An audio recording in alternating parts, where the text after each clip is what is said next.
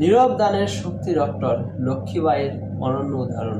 দান ও মানব কল্যাণের প্রসঙ্গে সাধারণত বড় নাম, বড় অঙ্ক এবং প্রচারের আলোই বেশি চোখে পড়ে।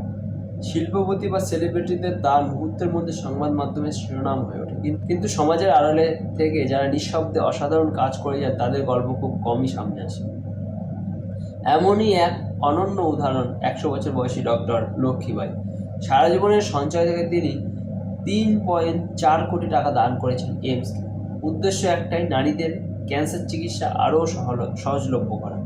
এই বিপুল দান কোনো প্রচার ছাড়াই, কোনো প্রত্যাশা ছাড়াই করা হয়েছে। তবু আশ্চর্যের বিষয়, এই মানবিক অবদানের খবর আজও অধিকাংশ মানুষের অজানা। এই ঘটনা আমাদের সমাজের একটি বড় বাস্তবতা তুলে ধরে। প্রচারের আলো যাদের ঘিরে থাকে তাদের দান সহজেই ব্রেকিং নিউজ হয়ে যায়, অথচ ডক্টর লক্ষ্মীবাঈয়ের মতো মানুষরা নিঃস্বার্থভাবে সমাজের জন্য সবটুকু দিয়ে দিয়েও থেকে যান নীরবতার আড়ালে। ডক্টর লক্ষ্মীবাঈয়ের দান শুধু অর্থমূল্যের দিক থেকে নয়, নৈতিক মূল্যবোধের দিক থেকেও অত্যন্ত গুরুত্বপূর্ণ।